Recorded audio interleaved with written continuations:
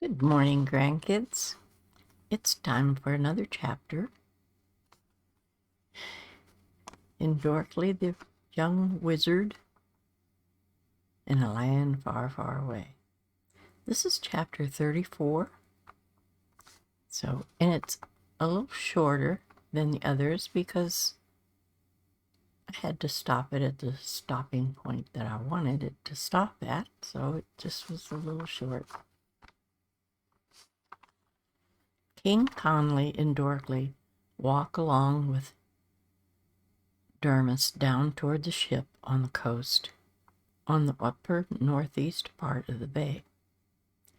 "You know, Dad," Dermis said, "I want to find a small, quiet place where I can write. Place smaller than here, even. Maybe a small island." "The ship will take you wherever you want to go, my son. Your inheritance should keep you for the rest of your life, since you don't seem to do much," and he chuckled.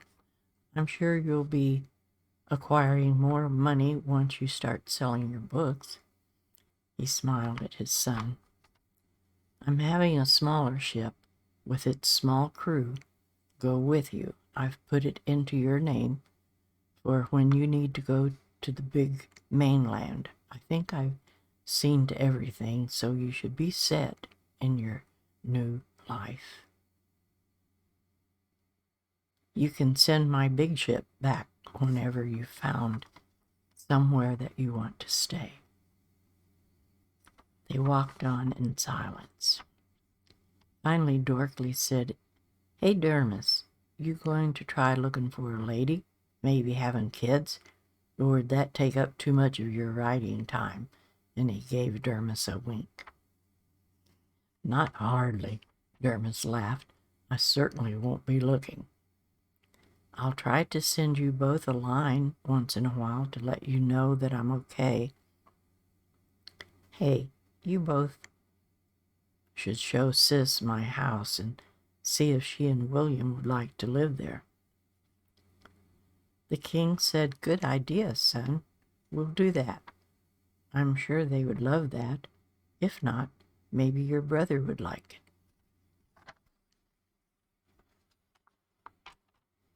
"Good enough," Dermis said. When they got to the ship, there was more of the family waiting to say goodbye. They saw Othello and William standing there holding hands, gazing up at the huge ship, and the captain looking down, calling something to them and laughing. "Probably asking them if they want to come along and go for an adventure," chuckled Dorkly. "Well, they better not say yes," replied the king. Othello turned as they walked up. "Hey, Dermis, are you ready for the adventure the captain here's trying to talk me into?" "Well, I guess it's an adventure compared to what I would have if I stayed here," Dermis said. "Ouch," Dorkly said. No one laughed. "Hey," Dermis said with a smile, "don't worry about me. I'm going to become a famous writer and become known to have risen from the cold prisons, surpassing a kingship, and on into a writer's obscurity." And he laughed. "Nah, don't worry about me. I'll be fine. And Dad," he said, turning to the king, "thank you. I'm sorry that I let my sudden rage get the better of me, truly. Thank you again for this opportunity." And the prisoner and the king hugged. He turned and shook hands with Dorkly, saying, Take care of my dad, Dork." "I will, sire." Dermis shook hands with William, saying, "Take good care of my sister." "I'll do that, Dermis," William smiled.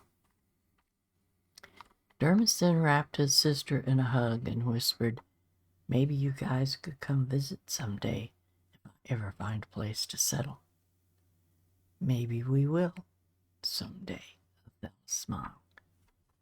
Dermis turned and walked up the ship's gangplank and turned around, looking down at everyone. He gave them all a wave goodbye and turned away, heading for whatever lay ahead in his life as the crew let loose the ropes and the ship eased out to sea. On the shore, they all walked away together, and the king asked if they'd like to go up the hillside path to the house that Dermis was going to live in.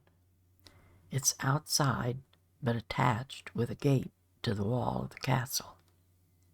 Also a beautiful view out to sea.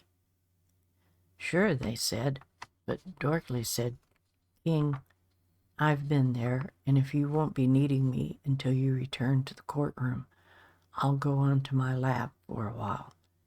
Can you send for me whenever you like? Would that be okay? Certainly, Dorkly, that'd be fine. Go ahead.